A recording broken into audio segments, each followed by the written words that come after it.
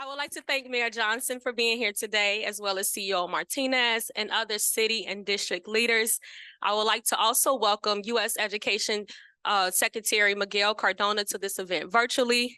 Welcome to my beautiful students, my wonderful staff, fellow CPS principals, Principal Radar, Principal Bright, and my Chief Hester.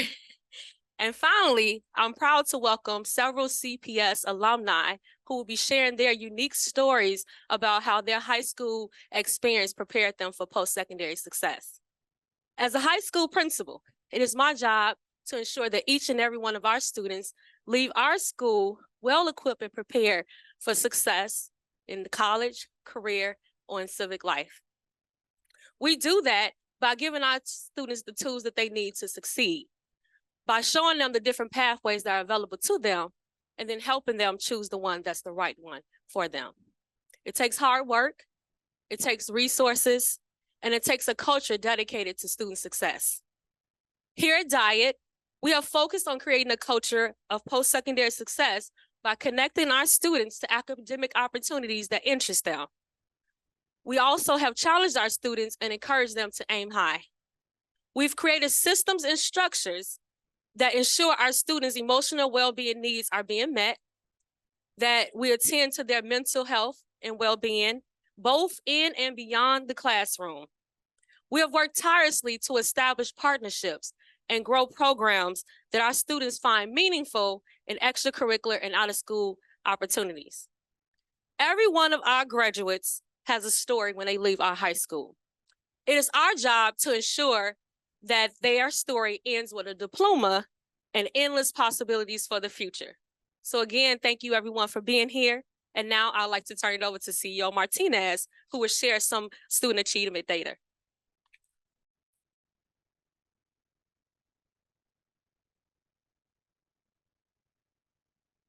Good morning, everyone. So first of all, I want to thank Principal Butler, not only for her leadership, for hosting us today, but also for Diet consistently being above district averages.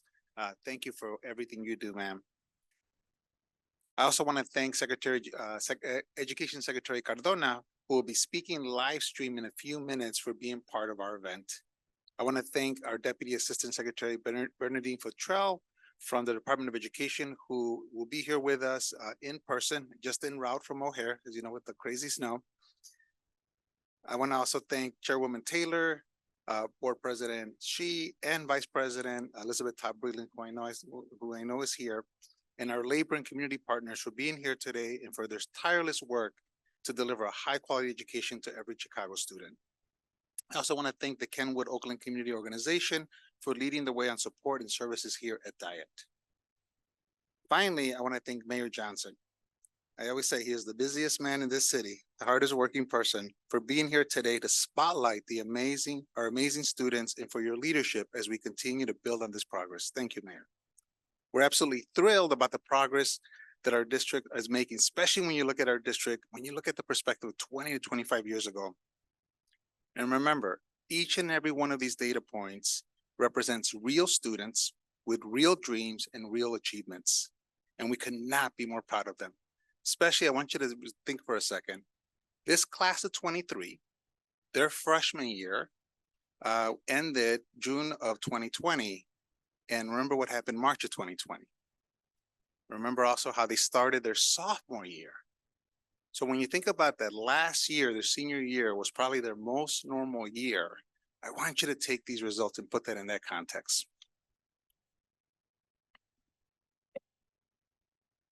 We're excited to announce a record-breaking four-year graduation rate of 84%. This means, everyone, that our graduation rate has doubled since 2001. An incredible achievement for our district, our staff, and our students. Graduation rates continue to see an upward trend for both 4- and 5-year cohorts. Our 5-year graduation rate is 85.6%, which is also a record high for the district. Like our 4-year graduation rate, this rate has almost doubled in the last 20 or so years. And as more students are graduating, fewer of them are dropping out. Other than 2021, which was an outlier year significantly impacted by the COVID-19 pandemic, we're seeing our lowest ever one-year dropout rate of 5.3%. That's about 2/3 lower than we were in 2001. And it is the 11th straight year that the dropout rate has been below 10%. But that's not all, everybody. Our class of 2023 also broke the district's college scholarship record, earning over $2 billion with a B, capital B, in scholarships. And I got to share with you. So I was so proud of the class of 22 who broke the record that was pre-pandemic of 1.5 billion with a B. And I said, oh my God, how much higher can it go? And everybody, the class of 23 showed us all. I want to specifically thank our incredible Office of College and Career Success, as well as our tireless dedication of our counselors, college and career coaches, school leaders, our teachers. Our ultimate goal is to break down the financial obstacles that stand in the way of our students. No child should ever be held back from their dreams because they can't afford college. No student should ever have to forego their post-secondary success because they can't afford it. And we're glad that we're moving in the right direction. One of the most exciting things about this progress is that we feel that we're confident that we can sustain it. We use a metric called Freshmen on Track to predict if students graduate based on their academic performance during their freshman year of high school. I want to acknowledge that the University of Chicago Consortium on School Research, they developed this metric, they continue to research, and it's very, very backed by their research, the connection between this rate and the prediction of graduation rates. Their research has determined that it's an incredibly accurate tool, and 88.7% of last year's freshmen who are just beginning their sophomore year right now are on track to graduate within 4 years. But everybody, we're not just focused on graduation. We want our students to leave here with a head start on their post-secondary journey. I've shared this before, everybody. In Chicago, we talk about, readiness. That's not going to be a thing in Chicago. They got to be ahead. They got to be in it. We are pleased to report that nearly half, 49.1% of last year's graduates left CPS earning at least one early college and career credential. Some of these students earn these by excelling in advanced placement or international baccalaureate courses. Others earn college through dual credit and dual enrollment. Some even graduated already earning their associate's degree. Everybody, they were going to their college graduations right before their high school graduations. That's what Chicago is doing today. And getting post-secondary credit in high school means not only saving time, but saving money. And the estimate you hear is a very conservative estimate. We use the community college rates, but really, when you look at it, you really have to use even university rates. Last year's graduates, everybody, earned nearly 125,000 credit hours and saved more conservatively, more than $18 million by taking advantage of these opportunities while in high school. 125,000 credits, everybody. We are immensely proud of our class of 23 and extremely optimistic for students who are following their footsteps. So I was just talking to, and you're going to hear some amazing stories about our students. And, I was challenging the class of 23 all this year because 22 had already broken a record. And my goodness, 23, they showed up and they broke a record. So now, of course, who I'm going to be going to next is the college of 24.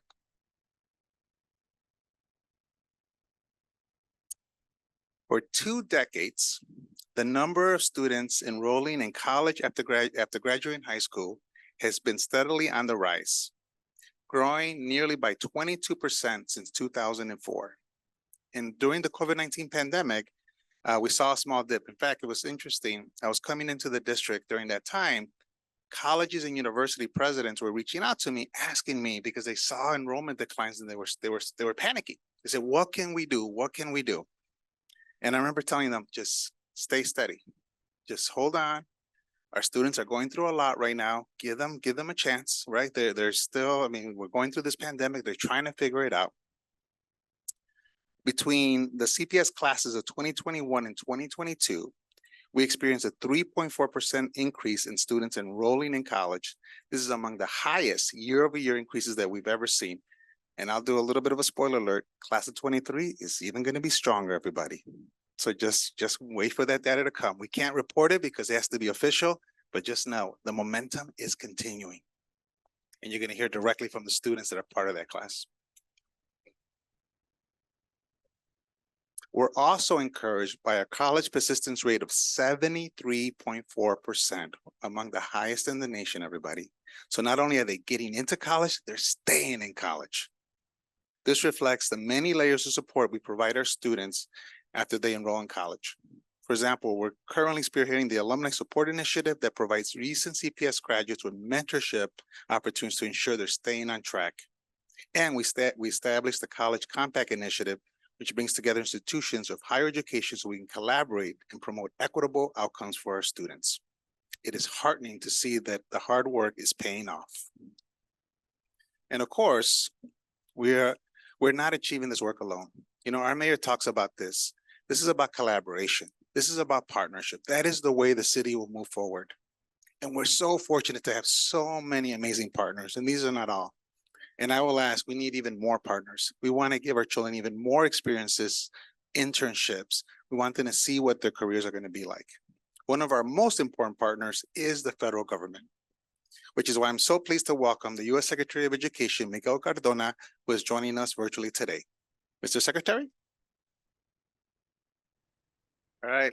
Welcome, Secretary. How are you? Good, sir. Thank you for being here. Of course. I want to thank you. I want to thank Mayor Johnson, Chief Executive Officer Martinez, obviously yourself, Pedro, and Chief Education Officer Chekumbava for inviting me to today's Chicago Public Schools data release event. I don't typically do these, but I have to tell you, I've been so impressed with the focus in Chicago on producing results, and I really wanted to be here to show support for Chicago Public Schools and the entire team. Really special thanks to Principal Dory Butler and the team at High School for hosting. I'm glad to be here virtually, and I know one of our great senior leaders for elementary and secondary education at the Department of Ed, Dr. Bernadine Futrell, is there with you in person. I wish I could have been there myself, but I'm glad Bernadine is there. She represents us very well. I wanted to join you for one simple reason. CPS is raising the bar in education. Like many, this district has historically faced some real challenges in the past several years, but the results we're seeing here are promising signs for the future of education in Chicago, even despite the impacts of the pandemic. In education policies, sometimes there can be a tendency to gravitate toward the shiny new initiatives that make a lot of noise, but have little chance of being effective and sustainable for the long term. In Chicago, you've rejected that mindset. You've made a plan and doubled down on the investments. We know work to create a systemic and lasting intentional change for students. You've been intentional about how you make the most use of the federal dollars under the Elementary and Secondary School Emergency Relief Funds, or ESSER, thoughtfully mapping out the initiatives you want to focus on and how you allocate money year by year to build and sustain those initiatives after the federal dollars run out. I want to highlight, Chicago, what you're doing to use the American Rescue Plan dollars. You're doing it exceptional, and we're seeing results for students. This is why I say you're raising the bar in Chicago. You're raising the bar for academic excellence. We see literacy achievement bouncing back to pre-pandemic levels and math improving over last year. English language arts is back to pre-pandemic proficiency in grades 3 through 8, and math made gains from last year in grades 3 through 8. Individual student groups also saw gains from last year, with Latino students increasing by 5 points in English language arts and Black students by 6 points. We also see more staff now than in 2019 available to support students, including an interventionist in every school and many instructional leadership coaches focused on literacy. Shout out to the educators in the classrooms and the coaches, but also to the leaders in the district that understand the importance of supporting our teachers. We see you investing in professional development of school and district staff and high-quality instructional materials and well-rounded educational opportunities, including building out some arts programs and funding out-of-school time programs, which we know matter, make such a difference. You're raising the bar on academic excellence, and we thank you for that. You're also raising the bar for learning conditions in your school. You've hired more social workers and school counselors. You're investing in strong systems of support for students and building social and emotional learning into the curriculum. We know our students learn best when they're well. You're focusing on that in CPS. Again, you know, we're not looking to push some shiny thing out of DC. We're looking to support through the American Rescue Plan dollars on the things that work. And you're proving time and again that you're focusing on those things that really matter. You're also raising the bar by opening up new pathways to college and careers. Here in Chicago, that means investing in your early college and career credential programs that can give students access to college credit before graduating from high school. Pedro, I know that's something that you're really focused on, making sure students have access to college before they graduate high school. And I know the dual enrollment numbers are increasing in Chicago, and I'm proud of that. It means intentional partnerships like the one between CPS and City Colleges of Chicago to open up dual enrollment opportunities. It means investing in career and technical education, where you've boosted funding by 9% this year. You're focusing on the things that matter. You know, I know that you're focusing also on multilingual education and making that a priority to make sure that students can compete globally when they graduate. Special shout out to you. I know the biliteracy students, the graduation rates are up over 20% higher. That's significant, not only for those students, but to address the achievement disparities that plague so many of our cities in our country. You're setting the tone for that. You're raising the bar. Proud of that work you're doing over there.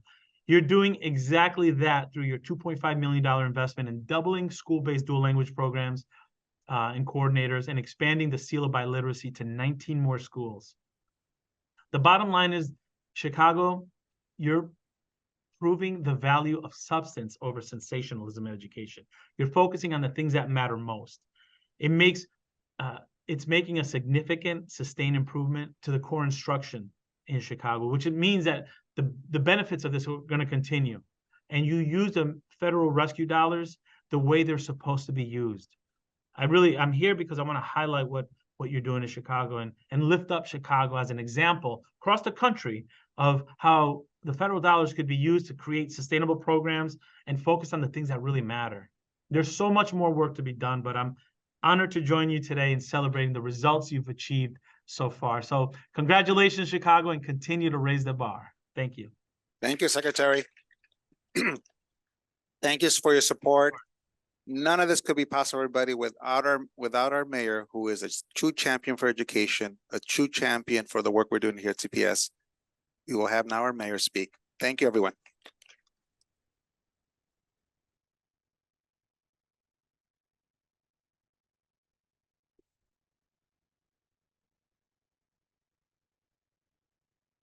Hey, well, good morning. How's everyone doing? What an exciting day for public education. And I'll say that again, public education, because public education at the expense of the state, after all, is a Negro idea. And so let me recognize Secretary Miguel Cardona for your leadership and Dr. Futrell for making it all the way to the south side of Chicago from O'Hare. I've learned as mayor of the city of Chicago, no matter what happens, someone somehow is going to make me responsible for it. So yes, I am responsible for the snow and everything else that comes with the greatest freaking city in the world, the city of Chicago. So thank you for being here. To Pedro, thank you for your leadership and your commitment to public education. I'm grateful that our president of the school board, President Shi, and our vice president, Elizabeth Todd Breland, thank you for your leadership. And really to Principal Butler, the excitement and energy that you bring to public education is very clear. It just resonates as the way the students gravitate around you and just the energy in the school. So thank you for your local leadership. Let's hear for our Principal Butler. And really to all of the educators and the former and current students that are here today. Look, we're celebrating the achievements of our students. And I'm excited to hear about all of the great ventures that our returning students have experienced, particularly as they have figured out their post-secondary pathway.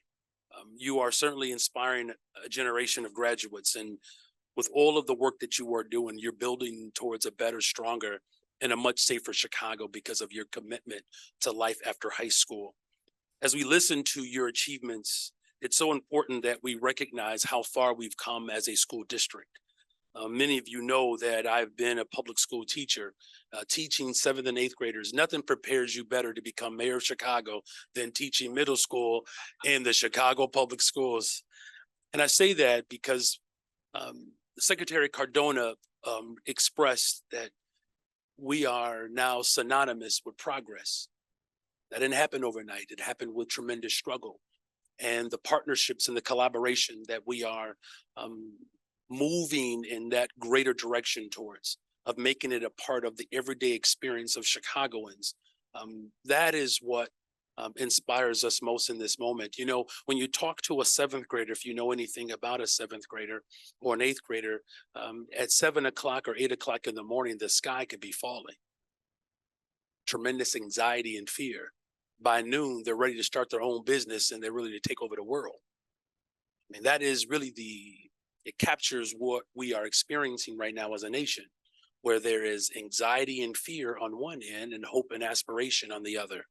But today our graduation rates are expressing that we are all pulling towards our hope and our aspirations, and we are not going to succumb to the fear and anxiety that unfortunately politics tends to bring through our nation. And the data points that are being shared today are certainly encouraging, and it certainly speaks to the hope, the possibility, and the stability that the district is now experiencing. Now, we know that data doesn't tell the whole story, though. We know that these gains have not been felt equally across the entire city. And so despite today's inspiring announcement, we know that too many of our schools are still suffering from the effects of historic disinvestment and disempowerment. But we can do better, as Diet has clearly proven. A school that is standing in the midst of progress because of the type of collaborative spirit that my administration is bringing into complete fruition. As many of you know, not so long ago, this school stood empty, and we fought long and hard to bring it back. In 2015, members of this community fought diligently to save the school that they loved. And I want to specifically acknowledge my dear sister and colleague, Chairwoman Taylor, for participating in that effort. A hunger striker is now the alderwoman of the 20th Ward. And protests and hunger strikes and tireless advocacy eventually led to the reopening of Diet. But Diet doesn't happen without the 2012 teacher strike as well. That also provocated this nation to recognize its promise of public accommodations. And I was proud to stand alongside you all then, and I'm even prouder to stand alongside of you now, because I too was on that hunger strike. A hunger striker can turn into a mayor and an alderwoman, and more importantly, a hunger strike can lead to the success that we are experiencing with our students right here at Diet High School. But we know we have to continue to surround our young people and have complete wraparound services, as the CEO has articulated, social workers and counselors, making sure that our students who are unhoused have stability. And I'm grateful that we have leadership like our deputy mayor, Jen Johnson, who also was a social studies teacher, no relationship. I know that's how things typically happen in Chicago, where we just hire our cousins. It just so happens we have the same last name. But I'll tell you what, the city of Chicago is better with the Johnson & Johnson connection. You know, building trust and having transparent partnership, that's really what it's going to take to continue to build a better, stronger, and more equitable school district. And so students, through programs like STEM and the arts and work-based learning opportunities, through career and technical education, also known as CTE, that's incredibly important. But I will be remiss if I did not acknowledge the legacy and the work of the Kenwood Oakland Community Organization. Thank you. I see my brother Shannon is with me today. Because it's through that work that the Sustainable Community School model is working here today, and it's working in schools across the city. The Sustainable Community Schools model allows for community-based organizations along with our labor partners, along with district leaders, to come together to develop a comprehensive approach towards how we transform not just schools, but school communities. And that is on full display. And that is why it is my top priority to make sure that we invest in our young people and schools, as well as deepen our investments for sustainable community schools. We need more of them, not less of them. My administration will continue to build on this momentum by investing in the staff, the resources, and partnerships that our students need to thrive in school and well beyond.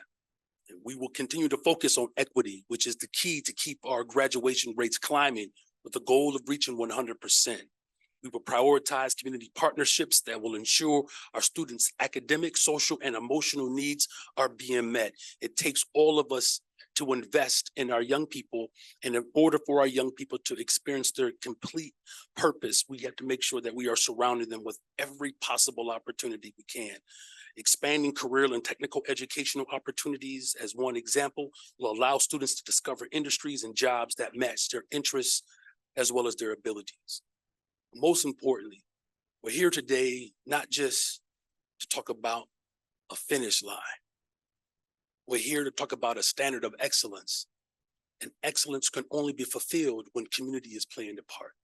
Now, some of you might know G2 Brown. He's a little extra today. That outfit that he's wearing is it's quite bodacious. It's like it's a whole fight between the West and South Side at one time. It's like, this is unnecessary. I'm sorry, G2, I love you, man.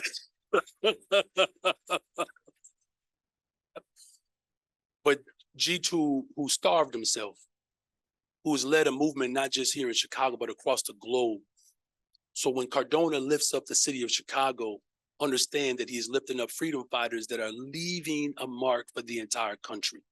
And what better way to display our excellence for the world by having the city of Chicago lead that?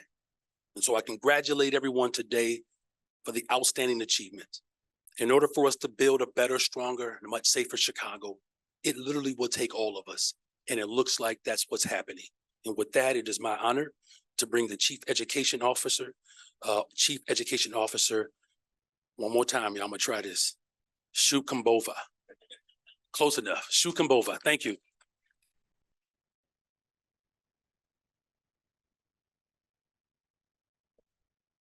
Thank you, Mayor Johnson. It is really, truly an honor to have you here with us today. I'm also so excited to see so many wonderful people in the room, along with our students. I'm going to deviate a little bit from the order of the program, and I cannot move to talk about our amazing achievements without recognizing folks in the room who are absolutely instrumental to move that work. And first, people who know me, I will start recognizing our principals. Please stand up. Principals in Chicago Public High Schools, for your tremendous leadership doing this work. Thank you so much for being here with us. Later on, I'll probably recognize some other folks in the room, but I just wanted to get this out of the way. I am super excited and encouraged about the progress that we are sharing with everyone today. I also deeply agree with what Mayor Johnson said. This is not a finish line. We have a long way to do. This is just a strong foundation that we'll have the privilege and responsibility to keep on building upon for the years ahead. Because equity must remain our absolutely top priority as a district. This means ensuring the students in every neighborhood in Chicago graduate from high school prepared to excel in their chosen post-secondary pathway. When we take a deeper look into some of the data that we are sharing today, our early college and career credential data by race, we will see that nearly every group of students increased their attainment in comparison to last year. Specifically, Black students saw 3.6 percentage point increases, and our Latino students So a similar 3.5 percentage point increase. While the opportunity gaps for early college and career credential attainment is smaller than the gaps we see in other performance metrics, we still need to focus on equitably increasing access to these amazing opportunities for our Black students specifically, and also for our Latino students. Thankfully, we're doing just that, specifically in some places. When we look specifically at the dual credit and dual enrollment, the demographics of students earning 15 plus college credits is a near exact match for the demographics of our high school student population. We are excited to see no real opportunity gaps when it comes to this particular metric. Specifically, we've seen incredible growth from our Black male and Latino students. Over the past year, there has been 100% increase in Black male students and 56% increase in Latino male students attaining 15 plus college credits. Yes, we should clap because 15 plus college credits means actually a semester of a college credentials. To further promote opportunities equitably, our district has partnered with Equal Opportunity Schools, a nonprofit that works to increase equitable enrollment in types of programs that provide early college and career credentials. This partnership has helped us identify more students of color and students from low-income backgrounds to enroll in advanced placement and international baccalaureate programs. This has led to the number of schools in CPS that offer AP courses increasing sixfold to 50 since 2019, and 12 of these schools also offer IB programs. Additionally, we've seen the number of students taking IB exam increase by nearly 30%. And in 2023, nearly 25% of students enrolled in high school took at least one advanced placement exam. We have also been committed to expanding other pathways that help prepare our students for college. Our dual credit and dual enrollment programs provide students with opportunities to earn college credit before graduating from high school. Since 2019, the number of students passing at least one of these courses has increased by over 1,000, a more than 20% increase. We've also expanded supports for students so they can achieve these credentials. Specifically, we expanded transitional math and transitional English courses to ensure that our students are ready to succeed in college level courses in these subjects. The number of students passing transitional math has increased almost sevenfold since 2019, and the number of students passing transitional English courses has almost quadrupled since its introduction in 2021. Our investments reflect our beliefs that academic preparedness is comprised of three key components. First, students need opportunities, real strong opportunities for post-secondary success. They need to visualize what is possible for them. So this means access to high quality programs like AP, IB, CTE, our Chicago Roadmap, and CPS Success Bound program, advising and supporting our students through their guidance counselors and administrators so they want to explore more opportunities, and partnerships to explore students to what comes next after their high school, college fairs, job and career fairs, company tours, guest speakers at events, a lot of possibilities. The second component, students need to be supported in their preparedness. Every student is required to create a post-secondary plan through our Learn, Plan, Succeed initiative. For some, this means work-based learning in high schools through programs like Chicago Builds or Chicago Police and Fire Training Academies. For others, this means applying to colleges, applying for financial aid and scholarships. And finally, our students need to be empowered to launch their own unique post-secondary plan. For many, this means enrolling and then also persisting in college. For others, this may mean an apprenticeship or pursuing an industry-recognized certificate. And it means connecting with other CPS alumni for support along the way. So before I proceed to invite our next speaker, I also want to recognize so many members of our Office of College and Career Success who have been working tirelessly to build these pathways and opportunities for our students and to continue to expand access to post-secondary success. Can I have you please stand up, OCCS?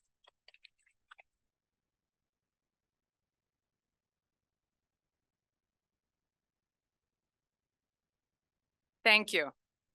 But here is the really important people that I would love to invite for you to hear from. And these are CPS graduates. I would like to invite them to share more about how their experience at CPS has allowed them to successfully explore, prepare, and launch their post-secondary pathways. We will start by hearing from Miriam, a graduate from Prosser Career Academy. Please give them a welcoming clap.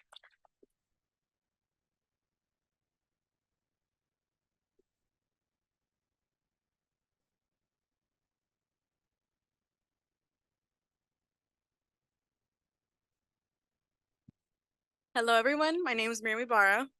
I'm currently working at Gertz Electric Company and graduated from Prosser Career Academy earlier this year. Working with electricity was not on my radar when I first started high school. I actually wanted to pursue nursing at first, but I ended up loving the classes that were part of my school's electricity career and technical education program. The work was so hands-on. I got to work with solar panels and wires, and I learned about all the different type of pathways related to this trade. My teacher, Mr. French, was amazing. He paid attention to everyone's needs and made sure the class was fun for all of us. I would describe him as really nice and really caring, almost like a dad. My time at Prosser empowered me to seek out other opportunities where I could build my skill set in electrical work. I participated in a boot camp through a partnership called Powering Chicago, which helped me learn what to expect when working with an electric company. They taught us how to prepare to be out on the field and how to communicate with our foreman, and even brought us guest speakers to inspire us. I really love my current job. Right now, I am learning to assemble all the pieces that electricians use, such as light fixtures, outlets, anything you guys can think, like that light right there, everything. I've matured so much in my 4 years at Prosser, and my time there prepared me to succeed in what I'm doing now. I hope to get my A card in the future as an IBEW apprentice and do more work with renewable energy in the future. My advice for all CPS high school students is to not be scared. You might not exactly know what right career to pursue or the right path to take, but you shouldn't be scared because there's always going to be opportunities for you. I took advantage of the opportunities that were in front of me, and I am so happy I am so happy about where I ended up. Thank you.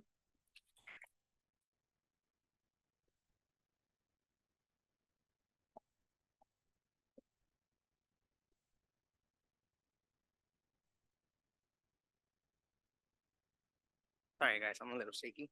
Good morning, everybody. My name is Zaire Duno. I graduated from Sarah Good STEM Academy, and I am now in Illinois Tech. Sarah Good STEM Academy had a lot of interesting programs, but one that really caught my eye was the early college program. It showed me a lot of I messed up. I took college courses at Richard J. Daley College, which is one of the 7 colleges of Chicago. One person that really helped me was Miss Nancy Sandoval here in the audience. If you go right now in Good STEM Academy, they'll tell you she is the really real MVP of the school. Still is. I enjoyed all of my college classes and college courses in Richard J. Daley. English, math, sociology, psychology. They really prepared me for a lot of classes that I'm taking now in Illinois Tech.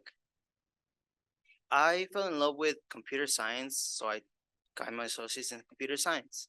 but then realized that I wanted to do something else. I had a job with my parents and family business, actually, construction. And I was thinking about going into trades, but then I thought about all like the possibilities that the early college program gave to me. A lot of college credits transferred to my transcript right now. So right now I'm a civil engineer. Well, I'm majoring to be a civil engineer. Can't say I'm a civil engineer. And thanks to the early college program, I made myself happy. I shut a lot of mouths that doubted me. I made my family happy, which is like the biggest accomplishment that I could give myself. Thank you to all of you for making this possible. Just thank you.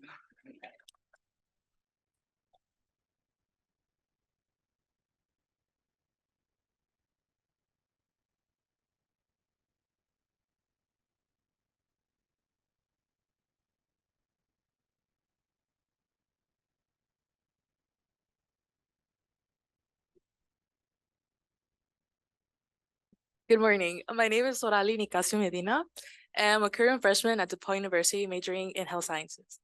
Earlier this year, I graduated from Curie High School. The thing I will always remember about my time at Curie is my experience with the International Baccalaureate program. This was a really challenging experience for me, and specifically, I really thought my biology and my history courses were hard. But because of this, it helped me develop strategies that I'm now currently using in college. I like the IB program because I learned alongside the same group of students almost throughout my 4 years there.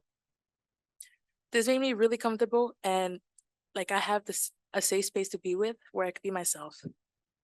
Because of the IB program exposed me to college level work, I feel very prepared to succeed at DePaul. I wouldn't say that my college work is a breeze, but it is definitely way more easier to handle than I thought it would be. Another accomplishment that I will remember from high school is earning the state seal of biliteracy in English and Spanish. I grew up not knowing English, and like my parents have told me every time, earning this shows me how far I've come. It was a great way to make my bilingualism official, because I know this will grow the number of opportunities that will come up to me in my future career. I want to thank my college and career coach, Ms. Montserrat Gatan, for helping me with my transition to college.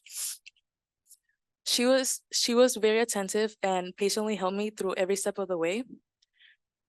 I'm majoring in health sciences at DePaul because I want to pursue nursing as a future career. When I would visit the doctor's office and even hospitals when I was younger, I thought the nurses that would help me would be very helpful and very calming.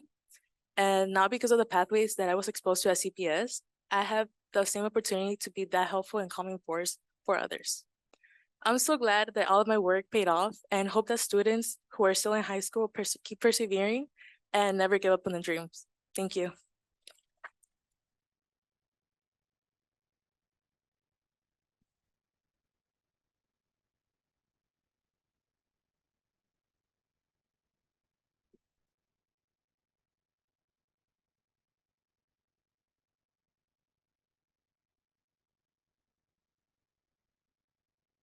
Good morning, everyone.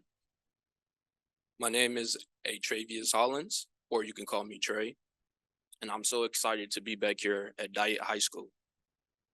This is the school that I graduated from, and it's also the school that encouraged me to challenge myself and continue my path on towards college.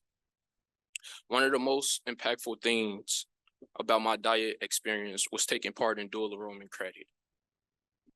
I took classes at Harold Washington College during high school.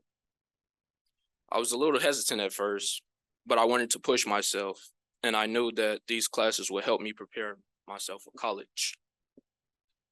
The first class I took was about architecture. When I realized that I wasn't really into that, so then I started taking classes that was more focused on business because I felt like it was a great fit for me. So when I got to Northern Illinois University, I didn't have to worry about being an undecided major, like most students are. And I knew exactly what I wanted to do with a business management degree. So now I'm a junior and I'm still a business major at NIU.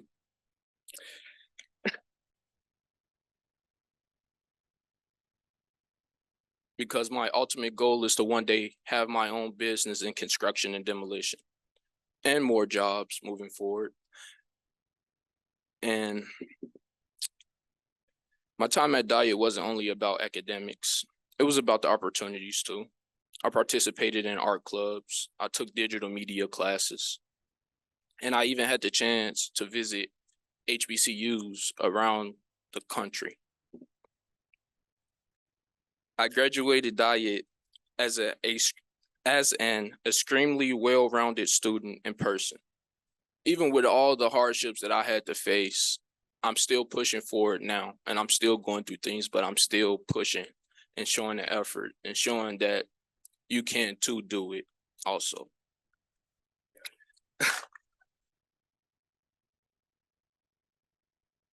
I don't think I would have made it this far without the support system I had in high school.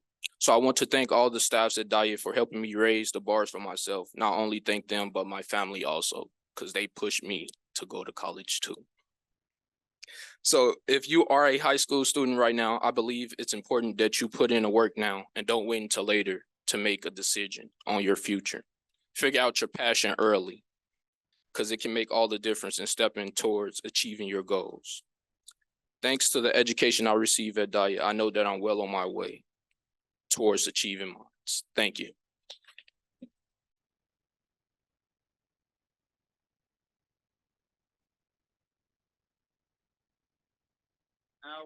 Now, everybody, we're gonna have Mr. Shannon Bennett, the Executive Director of the Kenwood Oakland Alliance. And I also want to acknowledge Ms. Stacy Davis Gates, who's joined us as well. Thank you, Ms. Gates, for joining us and your leadership.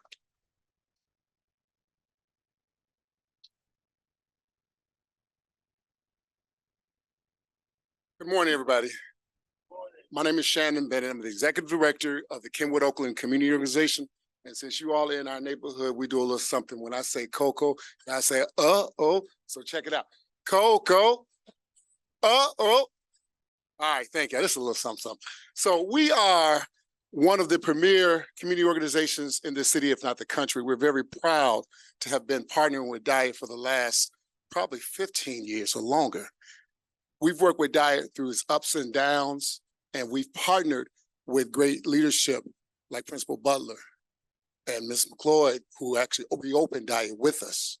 But before I start, I want to just say we're on sacred ground. Our mayor mentioned his work with the hunger strike and how he partnered with us and the community that saved this school when the doors were closed, the first school to ever reopen historically. So we're on sacred ground. Before I start, I say that the Diet 13, there were 13 students that were part of the 2015 graduating class. We made sure that those 13 students actually graduated from this building. That was community power. That was community vision. Secondly, following up behind that were visionaries who decided to take a tactic to do a hunger strike. But it was a part of a 6-year struggle, filing federal Title VI complaints. We also decided that after these students who were the last graduating class showed their leadership, the community had to do something. So they stood tall.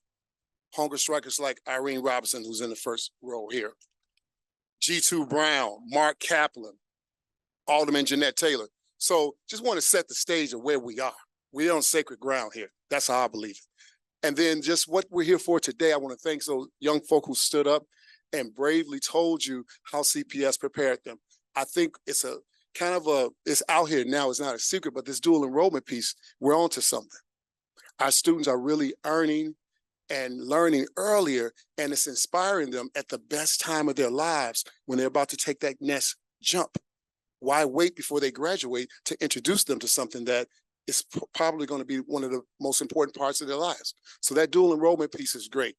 I think we also know that partnering and investing in our young people early and having them have voice is also important. And that's what we've been doing here at Diet with the Sustainable Community Schools Initiative. So Coco, as mentioned earlier, was one of the pioneers of this initiative. If you've never heard about it, look it up. I say that because it's a secret that a lot of people don't know about. The Sustainable Community Schools Initiative is now in 20 schools. We are about to hopefully embark on getting more. But this point is It's about the vision of community and the division of the labor organizations that helped start this.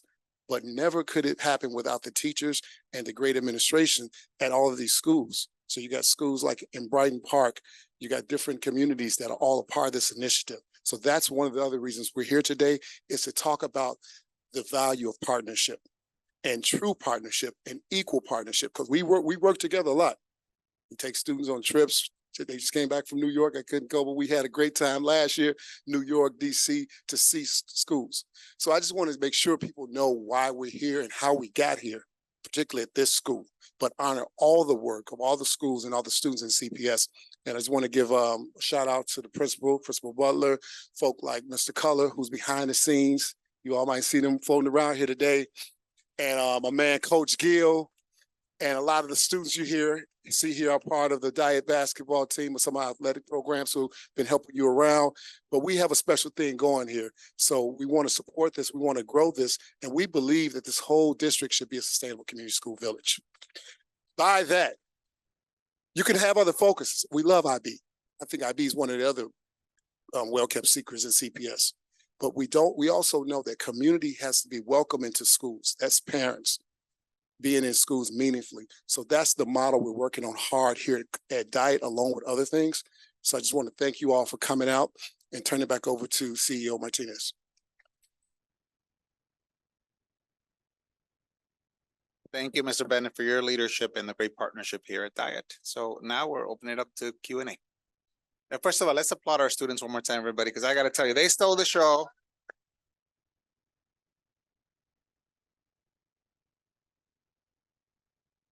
Any questions? Yes. I'm sorry. Okay. Just looking at some of the data on the State Board of Education website, and while there are some achievements here, clearly there are good news for CPS. When we look at the Illinois assessment of their readiness and proficiency for both math and English, we're talking math proficiency only at 17.5% and English at 25.9%. Are you telling us that you are pleased with those numbers and those numbers are good? So first, you heard the secretary talk about our gains, not only in the high schools, but also, of course, in our 3rd through 8th grade scores. So what you just quoted was our 3rd through 8th grade scores. I think there's a couple of things to put in context. Number one, last year, which is the first year of our blueprint recovery, we had the highest gains ever in reading and math, and since the assessments has been done in 2016. So that's something I want to put in context. The other is that we saw 87% of our schools make gains in reading, 73% gains in math. And we've said this, everybody, we're not where we need to be, but the direction, the momentum we're building is very strong. And the work of our staff, of our students is showing up. What I love is, in the meantime, our 8th graders had more access to algebra and were more successful than ever before, which is a great course to get our students ready for STEM careers. And then you just saw our high school data. So what I will say, everybody, is look, we have to hold these truths, multiple truths up in the air. We're not where we want to be, but the momentum is building and we're only going to get stronger. So what I would tell parents, continue to work with us, continue to partner with us, continue to partner with our community. We will make this happen. And I'll tell you, I think it's exciting to be part of CPS today, especially when you see what our amazing students not only have the potential, but also what they're doing. Hi, CEO Martinez. I'm back here. Hi. So I believe these students that graduated in 2023 were freshmen when the pandemic first started. And we know that just with pretty much any district in the country, there were many flexibilities offered, whether, that came along with remote schooling and perhaps with assignments and grading. So I'd like to know, to what extent do you think those flexibilities have ultimately impacted class of 2023's ability to graduate? Well, I think let's look at the facts, right? Not only are we touting graduation rates, we're touting college credits. And I don't know about you, everybody. I know Board Member Tarpolino is part of the university faculty. They're not easy on our kids. They have their high standards. And here you have our students getting not only the advanced placement credit, getting CTE credit, getting dual credit, dual enrollment. And so I would respectfully say that this is the amazing work of our students and the potential that they always have, as well as the support systems that our staff have given. And I think we do need to reflect that this class did start in the pandemic. They finished their freshman year. They started their second year remote. Even the third year was not easy. I was here during their third year. And then last year was really the first year they really had a more normal state, and they never gave up. And our staff never gave up. And so I'll just say that's what the facts are telling us right now.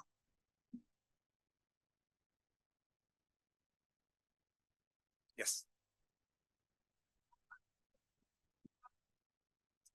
Hi, Sarah. I like absenteeism, which also, hasn't decreased as much as I think you guys would want it. I think it's only down a little bit after jumping, pretty high during the pandemic. And especially in high schools, there's some high schools where there's a lot of kind of absenteeism. Kids are missing 10 or more days. It used to be that you were automatically failed if you were missing 10 or more days. And that's no longer the case, I don't think, because otherwise there'd be a lot more kids not on track. And I'm just wondering, how you guys gonna look at absenteeism, and then also, so many kids passing classes and graduating. Well, our focus is to support our students in every possible way. Attendance and chronic absenteeism definitely is connected to student success. So we have been really building very strong, robust teams at the school level, but also at the district level, to make sure that our students are reconnected with school, that they're engaged in courses, and we support them. Failing students automatically is not it's not the pathway, it's not our belief. We are actually looking as to how every student can be successful and what are the resources that they need to rebuild that support. You also saw that the dropout rate is significantly lower than ever before. That means that a lot of the strategies that we're putting in place are actually helping our students to stay in school, to graduate from school, and to be connected. One of the key strategies that we have as a district is around student well-being, connectedness, and sense of belonging. A lot of efforts around SEL supports, reconnection with schools. So there is a lot there, but we don't necessarily take a punitive approach to student connection. We actually take a very restorative and caring approach to reconnect our students.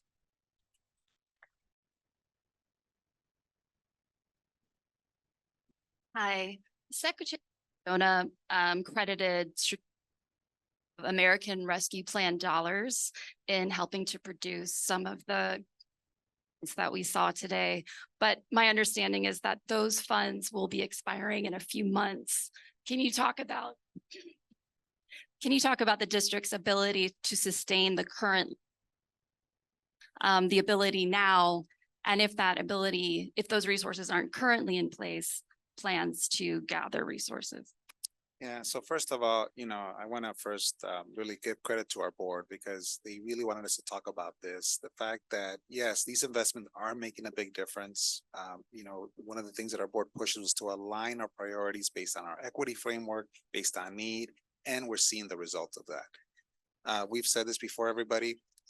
I was a student in this district in the 70s and 80s. I was here in the 2000s. I saw the state of lack of investment in the system. This is the first time that I feel like we have a fighting chance across our district and our schools and we're showing what can happen. This is really a revenue issue. And so one of the reasons and I'm really glad our community partners here, we have to join this together. By the way, our legislature, our governor didn't create this. They inherited this, but it is time now to solve it. We are seeing what is possible for our students. It's not just statistics. You can meet them yourself. These are representatives of the tens of thousands of students that are having success across our school district, but we need to invest. And so I am very passionate about the areas that we're investing in. We still can do a little bit more, but frankly, we're going to be very protective of these investments. Where at the same time, we will be partnering with our city. We'll be partnering with our labor partners to really make our case to Springfield. Today is an example of the evidence that I feel exists to make that case. And so that's going to be that. And this is just starting right now. And that's it. Thank you all for coming. Thank you, everyone. And again, let's applaud our amazing students. Thank you for your partnership, everybody.